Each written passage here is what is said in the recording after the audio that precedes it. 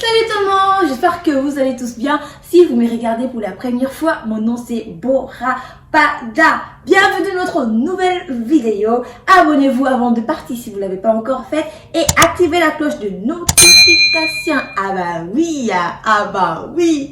Retrouvons-nous après la...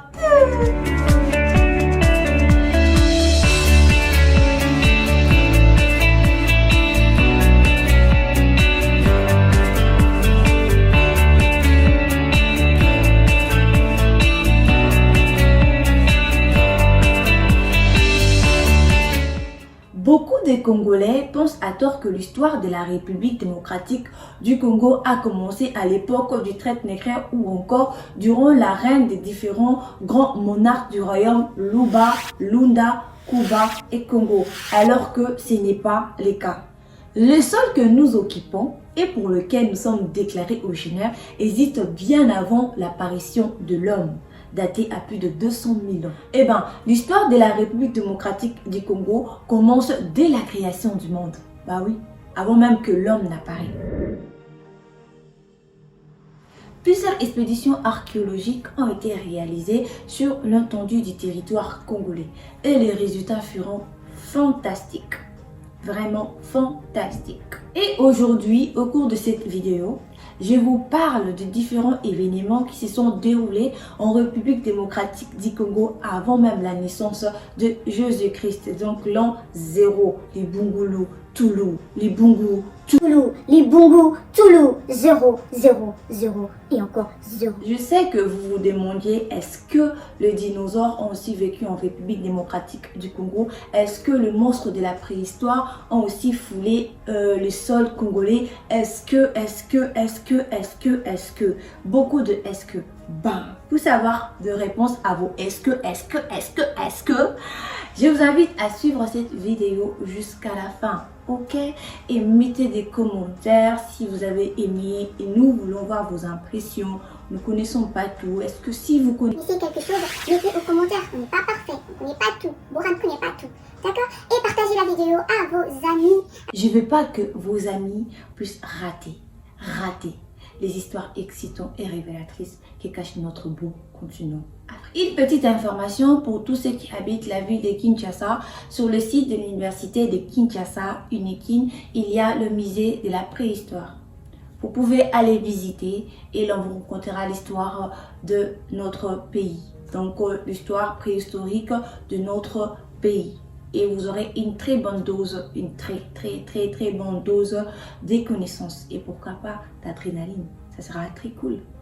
Et en plus, c'est vraiment très important de connaître d'où nous venons, comment a été construit notre pays, comment ça fait du bien, quoi.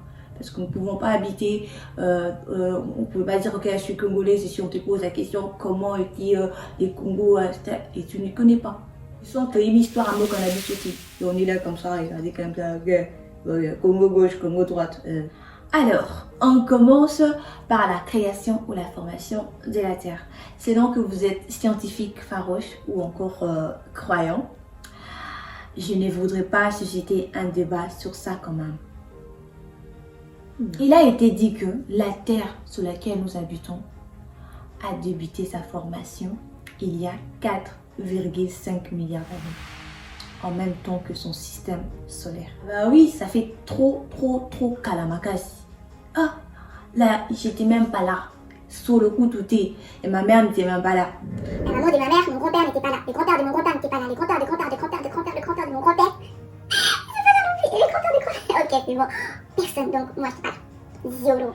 Mais la vraie Terre que nous connaissons aujourd'hui a été formée il y a plusieurs millions d'années. Donc, comprenez, il y a eu des périodes de formation. Il n'y avait pas d'oxygène, pas de lumière, pas de vie, bref, rien du tout. Après, il est apparu la vie aquatique. Donc, les micro-organismes, les microbes et enfin, un continent. Ok, des continents. Le continent. Beaucoup de continents monstrueux et des continents fantastiques que l'on appelle le supercontinent. Ces derniers furent un peu nombreux. Il y a eu le Columbia, Rodinia, Panotia et enfin le Pangée.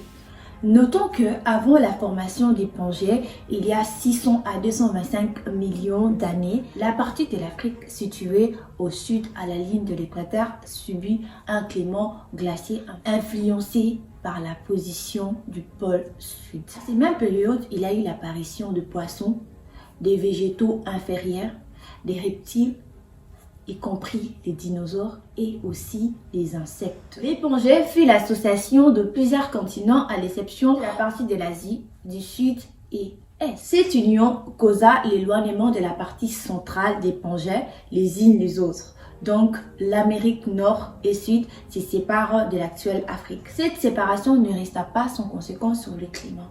Il y a une diminution de pluie à ces endroits, d'où l'extension du désert. Cela s'est déroulé il y a 225 à 65 millions d'années. En cette même période, il y a eu l'apparition des animaux, des oiseaux, des arbres sur la surface du continent d'Afrique. Mais malheureusement, plus tard, il y a eu une grosse météorite frappa la Terre, entraînant ainsi la disparition de 95% des espèces marines et 75% des espèces des animaux et végétaux dans tous les continents, y compris l'Afrique. Ce fut là la mère de toutes les extinctions dramatiques et fatales. Vers le 65 à 4 millions d'années, la coalition du changement climat en Afrique, notamment en Afrique centrale, devient de plus en plus chaud, parfois sec, où la saison sèche fut prolongée. Et en RDC, il y a eu climat équatorial, tropical ou tropical équatorial qui s'installe jusqu'à présent. Vers le 3,5 millions d'années, il y a eu l'apparition du premier homme primitif, notamment le Australopithèque en RDC. Vers 500 000 ans, il y a eu l'apparition des pithécanthropes qui pouvaient déjà se tenir debout. Vers 150 000 ans, il y a eu l'apparition des paléanthropiens qui savaient déjà comment enterrer l'air mort. Vers 50 000 ans, il y a eu l'apparition de l'Homo sapiens, que nous sommes tous sur la Terre. Les Homo sapiens ou les néanthropiens ont pu s'organiser en groupe et ont quitté les cavernes pour aller habiter le huttes. À cette époque-là, tous les humains, leur peau était de la même couleur. Il n'y avait pas de rouge, jaune et pas du bleu. Il n'y avait que de la couleur noire. Que de la couleur noire. Oui, que de la couleur noire. Que de la couleur noire. Notons qu'à chaque apparition de l'homme, il y avait des migrations. Ils n'étaient pas des sédentaires. Raison pour laquelle la fouille archéologique a découvert les ossements des hommes primitifs un peu partout sur la Terre. Vers 800 000 ans, l'homme pratique de l'agriculture et de l'élevage et l'homme devient sédentaire. À cette période, les seuls habitants de la République démocratique du Congo étaient donc que le pygmée, et pas d'autres, que le pygmée. Et c'est à cette même période que commence la désertification du Sahara.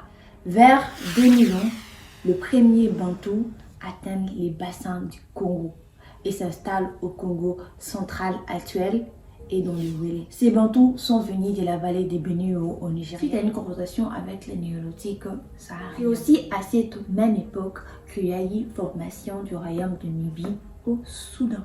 Vers 650, l'Égypte pharaonique a été envahie par les Hyksos, nomades sémites venus de la Syrie dont la peau était blonde, claire.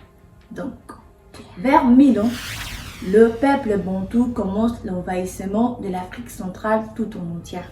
Vers 538, le royaume Kouch, fondé vers 920, se déplace vers Méroé où se développe une métallurgie de fer qui va imprégner toute l'Afrique. Vers 500, la désertification finale du Sahara. Vers l'an 0, naquit Jésus-Christ de Nazareth. Voilà comment se sont suscités les événements en Afrique, notamment en République démocratique du Congo. Je suis déjà arrivée à la fin de cette vidéo. Si vous avez aimé la vidéo, n'oubliez pas de partager et de laisser en commentaire qu'est-ce que vous pensez de la vidéo. C'était Bora Pada et je vous dis à la prochaine pour une autre vidéo. Bora aujourd'hui, Bora faux.